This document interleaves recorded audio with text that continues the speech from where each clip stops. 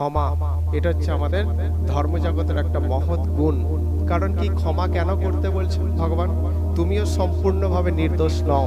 তাহলে তুমি যদি, তোমার কাছে একজন অপরাধ করেছেন, তাকে যদি তুমি ক্ষমা না করো, তাহলে তুমিও যেহেতু নির্দোষ নও, তাহলে তোমাকেও, তোমার ওপরের একজন আছে, তিনি ক্ষমা করবেন না। তাই ক্ষমা করে দাও। আবার একটা কি, কেন ক্ষমা? যদি ক্ষমা না করা হয়, অনেক সময় সে কিন্তু শোধন হয় না। ক্ষমা করে দাও, ক্ষমা করে তাকে আপন করে নাও, কাছে টেনে নাও। তাহলে কি হয়? তাহলে সে তোমার আদর্শ, তোমার কথা অবশ্যই সে কিন্তু শোনার একটা রাস্তা পাবে, পথ পাবে, সুযোগ পাবে। তো সেই জন্য এখানে ক্ষমা, এটা হচ্ছে জ্ঞান, আর ক্ষমার বিপরীত যেটা, সেটা কিন্তু অজ্ঞান। তাহলে এখানে একটা প্রশ্ন, তাহলে অর্জুনকে কেন ভগবান ক্ষমা করতে বললেন না কৌরবদেরকে?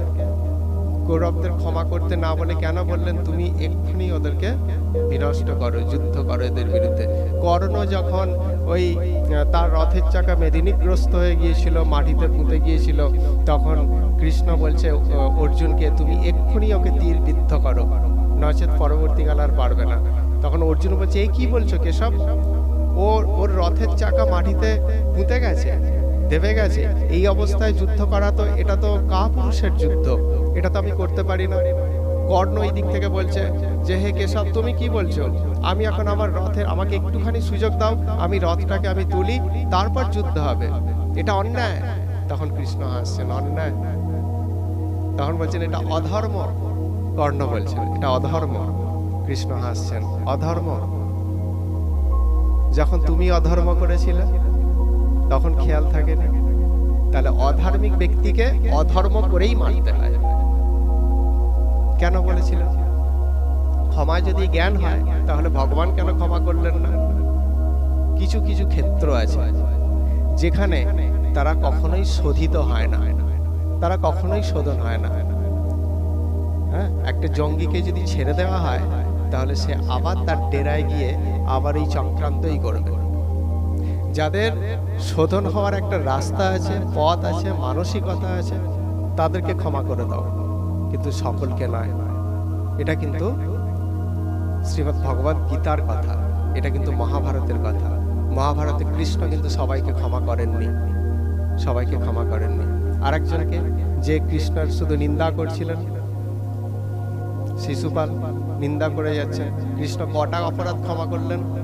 গুনে গুনে 100টা, কিন্তু 101টায় যখন গেল, সেখানে আর ক্ষমা করলেন না। তিনি কি করলেন? যেই অঙ্গে ক্যান্সার হয়ে গেছে, গোটা শরীরটাকে বাঁচানোর জন্য সেই অঙ্গটা কেটে বাদ দিয়ে দাও, তাই না? অর্থাৎ ঠিক সেরকম এরা হচ্ছে, এই ধরনের মানুষগুলো হচ্ছে সমাজের ক্যান্সার, সমাজের ক্যান্সার, সমাজরূপী শরীরের ক্যান্সার। সুতরাং একে শোধন করা যাবে না, তাই কেটে বাদ দিয়ে দাও। ভগবান সেটাই করলেন। কি করলেন? চক্র দিয়ে মস্তক ছেদন করে দিলেন। রাবণের শতগোষ্ঠী মারা গেল, সব মারা গেল আস্তে আস্তে, ছেলে থেকে আরম্ভ করে, নাতি থেকে আরম্ভ করে সবাই মারা গেল, তবুও তার তেজ আর অহংকার কমলো না, শোধন করা গেল না। দেখো, বিভীষণ তারই ভাই, সে গিয়ে রামের চরণাশ্রিত হলো, ভগবান তাকে ক্ষমা করে দিয়ে বা তাকে আপন করে নিলেন, কিন্তু রাবণ শেষ পর্যন্ত কিন্তু রাম বিরোধিতা করেই গেল, সত্যের বিরোধিতা করেই গেল।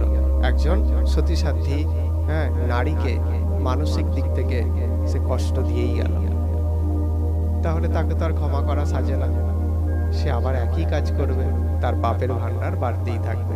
সেই জন্য তিনি কি করলেন? তাকে হত্যা করলেন। কংসকে ক্ষমা করেছিলেন ভগবান? করেন, তাকে হত্যাই করেছিলেন।